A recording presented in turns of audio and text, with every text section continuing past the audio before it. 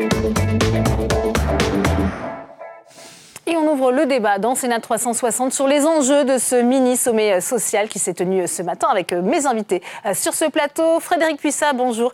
Merci d'être avec nous. Vous êtes sénatrice LR de l'Isère. Sur ce plateau également, Jean-Marie Van Lerenbergh, bonjour. Vous êtes sénateur centriste du Pas-de-Calais. Merci d'être avec nous.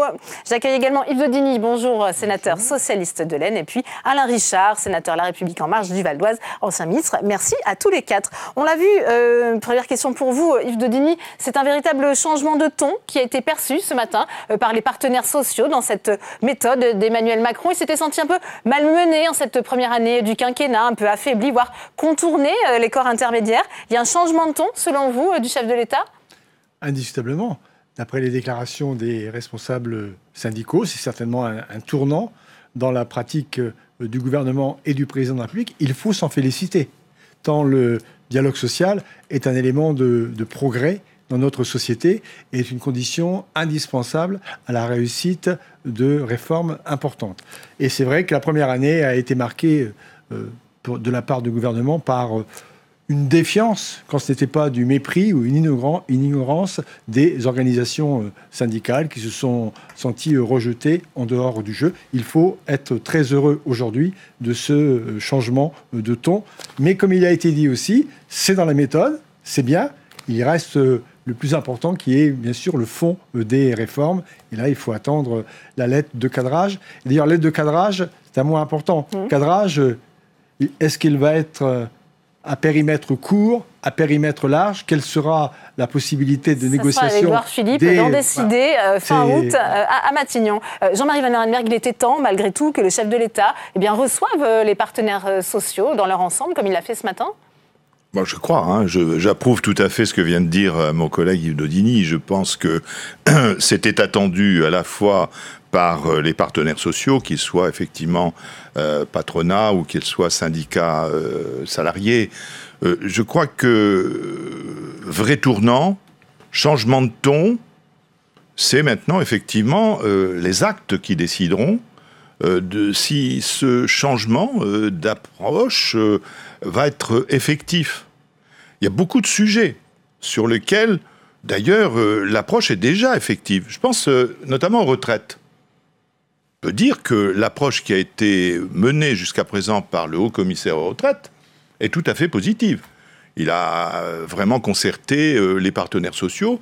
Nous-mêmes, au Sénat, nous nous sommes engagés très directement avec lui pour mener de front des démarches, des auditions, etc. Donc il faut continuer dans ce sens.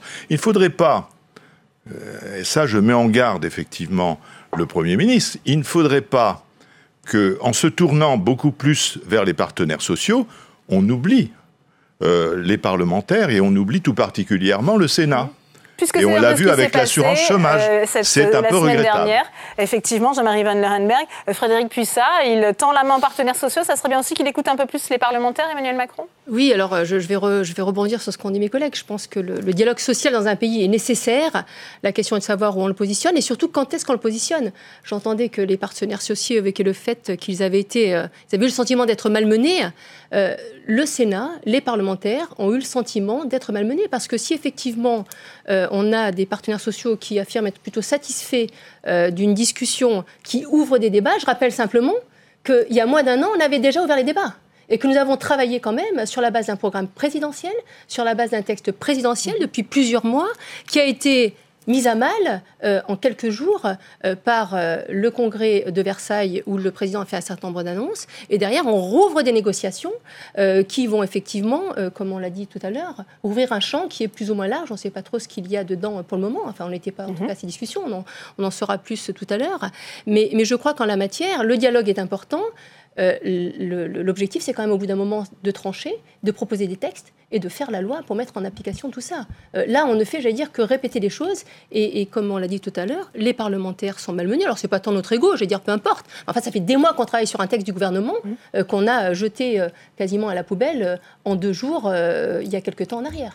Alain Richard, c'est vrai que les partenaires sociaux eux-mêmes s'étaient déjà mis d'accord sur l'assurance chômage. Emmanuel Macron leur a clairement demandé de revoir leur copie. Oui, il y a un vrai sujet. Et donc, on va jouer le petit jeu. Une fois, c'est pas assez, une fois, c'est trop, une fois, c'est trop tôt, une fois, c'est trop tard. Bon. l'assurance chômage reste un objet partagé entre les partenaires sociaux, même si, et c'est un choix assumé par Emmanuel Macron, elle peut couvrir des personnes qui ne sont pas directement des contributeurs en tant que salariés. Bien. C'est un élargissement, d'ailleurs prudent, de l'assurance chômage. Nous gardons deux sujets qui ont été clairement expliqués par Muriel Pénicaud ces jours derniers, qui sont la multiplication des contrats très courts. Et donc ça, il faut bien une réglementation qui sera forcément à la fois éventuellement dans le Code du travail, mais en tout cas dans les règles d'indemnisation du chômage. C'est-à-dire que si on ne pénalise pas les employeurs qui pratiquent des contrats d'une demi-journée, je ne vois pas à quoi peut servir une assurance chômage au sens propre du terme. Et d'autre part, on a le sujet des très longues périodes de chômage pour lesquelles il faut faire un partage entre ce qui est de l'ordre de la solidarité nationale, c'est-à-dire au fond le filet de sécurité final, et ce qui est de l'ordre de la gestion collective des situations de non-emploi. Donc on est, me semble-t-il, dans une mission de dialogue social qui est claire, qui est bien centrée. Donc la lettre de cadrage va préciser ça. Et comme on l'a dit pendant le débat, où évidemment Mme Puissat n'était pas du même avis que le gouvernement, c'est normal quand on est dans l'opposition, les sujets auxquels on doit faire face sont connus. L'État est quand même co-responsable de l'assurance chômage, c'est lui qui en assure en particulier. Mais est-ce qu'il doute de la légitimité des partenaires sociaux, Alain Richard, le chef de l'État ? Mais pardon, à la fin, puisque l'assurance chômage est en général en déficit, il faut bien que quelqu'un garantisse ce déficit. Si l'État n'en prend pas la responsabilité, le système ne marche plus. Donc on est forcé de se mettre d'accord à la fin. Et les partenaires sociaux, de ce point de vue-là, moi je fais entièrement confiance à leur volonté de responsabilité. Ils trouveront un accord. Yves Daudigny, ils ne veulent pas être court-circuités, malgré tout, ces partenaires sociaux. La question de la méthode et du calendrier est importante. Dans toutes les lois de formation professionnelle, je prends cet exemple, depuis 1970, il y a eu d'abord des négociations entre les partenaires sociaux, aboutissant à la signature d'accords, les ANI, accords national interprofessionnels, et ces accords ont été suivis d'une loi du vote d'une loi par les parlementaires qui reprenait l'essentiel des éléments. On a eu une première rupture cette année où, à la suite donc de l'accord national interprofessionnel signé au mois de février, la ministre a annoncé un Big Bang, son désaccord, et en fait a présenté un projet qui, sur un certain nombre de points, qui sont des points fondamentaux, était en opposition avec les options qui avaient été retenues par les partenaires sociaux. Alors, ensuite, dans le calendrier, en général, la négociation précède le vote de la loi. Ici, on ne sait plus très bien, quoi. On ne sait plus très bien parce qu'il y a eu 2 négociations sur l'assurance chômage donc l'année dernière, en 2017. Une loi qui est maintenant votée, et dans cette loi, un amendement déposé, qui va être voté, un amendement déposé qui annonce une nouvelle négociation. Alors, c'est un peu confus dans la méthode, mais... et pourtant, Yves Daudigny, le chef de l'État croit à une république contractuelle. Il l'a rappelé, c'était lors du congrès de Versailles. Écoutez. Je veux, dans cette deuxième année qui s'ouvre, redonner corps à une république contractuelle à laquelle je crois. Celle qui permettra de jeter les bases d'un nouveau contrat social, celui du siècle qui s'ouvre, par une discussion avec l'ensemble des partenaires sociaux, mais aussi des élus. C'est à son élaboration comme au détail de sa mise en œuvre que je veux les inviter dès le 17 juillet prochain pour discuter des transformations de l'assurance chômage, comme je viens de le dire, mais également de la santé au travail et de tous les sujets indispensables à ces transformations. De le faire dans l'esprit constructif avec lequel nous avons su mener ces derniers mois le dialogue sur l'égalité femmes-hommes entre le gouvernement et l'ensemble des partenaires sociaux. Jean-Marie Vanlerenberghe, ce nouveau contrat social, comment vous l'imaginez ? Il y a plein de sujets, évidemment, plein de chantiers à ouvrir. J'ai évoqué tout à l'heure les retraites, on vient de parler de l'assurance chômage, on pourrait parler aussi du plan pauvreté, je rappelle qu'il est annoncé pour la fin de l'année. On peut parler de la santé au travail, c'est un sujet effectivement que notre commission des affaires sociales connaît très bien et qui est régulièrement effectivement sur le métier, bien sûr. Et je pense que les sujets ne manquent pas. La question, c'est de savoir si nous, parlementaires, nous allons être aussi associés tout à fait à cette démarche. La lettre de cadrage Elle vaut pour les partenaires sociaux. On aimerait bien savoir, nous, personnellement, comment on va évoluer. On le sait pour les retraites. Bravo. Bravo, je dis, ça se passe très bien de ce côté-là, mais sur la santé au travail, c'est un vaste sujet. On revient régulièrement sur la médecine du travail, sur le burn-out, etc. Il y a beaucoup de questions qui concernent vraiment les Français. Donc je crois qu'il faut qu'aussi les parlementaires, nous soyons totalement associés à cette démarche. Sur l'assurance chômage, moi j'ai vraiment très mal vécu ce qui s'est passé. Parce que simplement par un claquement de doigts, on le savait depuis le 22 février, date de la convention Annie, qu'il y avait un problème, que effectivement l'UNEDIC n'était pas en mesure aujourd'hui d'apporter toute garantie que notamment ceux qui étaient les plus éloignés du travail puissent retrouver un travail, qu'on puisse revenir plus rapidement au travail. Pourquoi est-ce qu'on attend effectivement la dernière minute, au moment où on va voter, où le Sénat était prêt à une CMP conclusive, on attend pour déposer effectivement un amendement. C'est un mépris, moi je le dis franchement, du Sénat, et il ne faudrait pas que le dialogue social que nous réclamons, que nous souhaitons, soit au détriment du Sénat. C'est-à-dire qu'il doit renouer à la fois avec les partenaires sociaux et bientôt avec les parlementaires, Frédérique Puissat. Oui, et puis je voudrais rebondir sur les propos de mon collègue. Et d'abord sur les propos du président. On est sur un gouvernement, un président qui veut aller vite. Pourquoi pas ? Peut-être qu'il faut réformer rapidement ce pays pour qu'il puisse être réformé. Si effectivement on veut rouvrir le dialogue social, excusez-moi, mais il fallait le rouvrir dès le 23 février. Depuis septembre 2017, on a interrogé les partenaires sociaux. Alors on motive effectivement qu'on a des têtes nouvelles, on modifie les règles. Donc si effectivement on voulait aller vite, il fallait, dès le 23 février, inscrire dans la loi tous les éléments qui allaient nous permettre de légiférer pour que notre pays puisse être transformé. Vous parliez des contrats courts tout à l'heure. Excusez-moi de vous dire que vous avez dans ce texte de loi un dispositif, et vous le savez, absolument, qui traite des contrats courts. On peut être d'accord, pas d'accord, etc. Mais on a traité des contrats courts. Alors aujourd'hui, on a l'impression qu'on redécouvre les contrats courts. Je suis désolée, mais il y a toute une partie du texte de loi qui en parle. Comme je dis, on peut avoir des avis divergents, mais à ce moment-là, il fallait qu'on en discute avant. Sur effectivement l'assurance chômage et sur sa durée et sur le principe de la partie assurantielle, de la partie de solidarité, pourquoi est-ce qu'on ne l'aborde pas dans ce texte de loi ? Ça fait des mois qu'on travaille, sur ce texte de loi. Votre analyse et votre réponse, on réinvente parce que deux personnes nouvelles sont là, on réinvente un dispositif au mépris des parlementaires. Alors Richard. Enfin, il faut laisser crier, ça soulage. Il se trouve cependant que quand on change le président du CNPF après un débat important, enfin du CNPF, pardonnez-moi, du MEDEF, après un débat en son sein, il y a tout de même une considération à avoir. Deuxièmement, quand on est dans une période de reprise économique sur laquelle on constate des phénomènes accentués de brièveté des contrats et d'instabilité du travail, ce qu'on appelle la permittence, c'est un sujet nouveau. Et, pardon, mais quand le président dit ça au Congrès, mon petit doigt me dit qu'il en a un tout petit peu parlé avec les partenaires sociaux auparavant. Donc ça a demandé un travail de préparation, un travail d'anticipation. C'est comme ça qu'on gouverne. Donc quand on est dans l'opposition, on a tendance à manifester ses critiques et son impatience suivant les moments. Enfin, le jour où vos amis seront revenus au gouvernement, vous serez plus tolérante. Monsieur, cher ami, on n'est pas dans l'opposition. Sur ce texte, il y avait une concertation, une co-construction.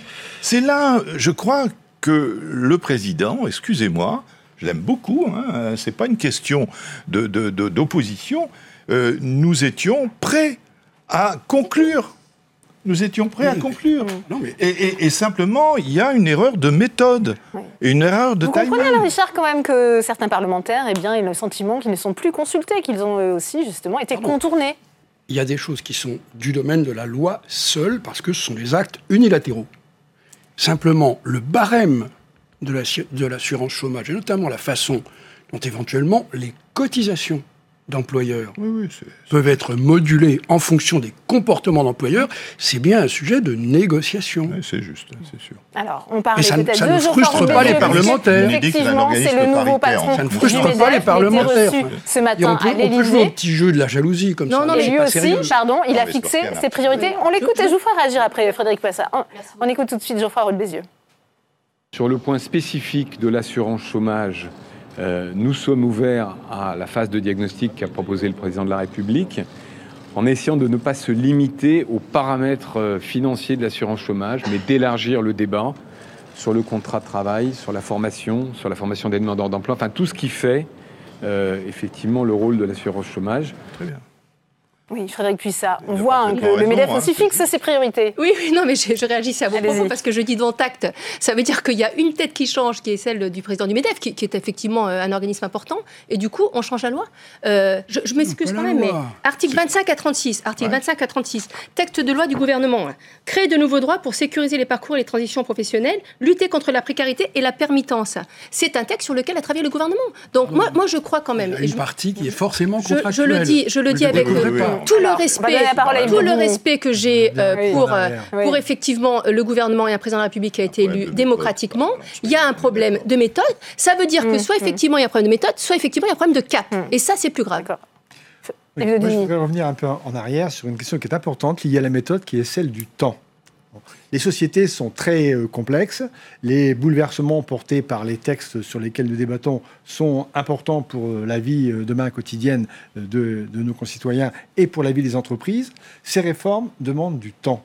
Et lorsqu'on fait une comparaison, les faits entre la réforme SNCF et la réforme des PTT menée par Michel Rocard, la première différence, c'est celle du temps donné.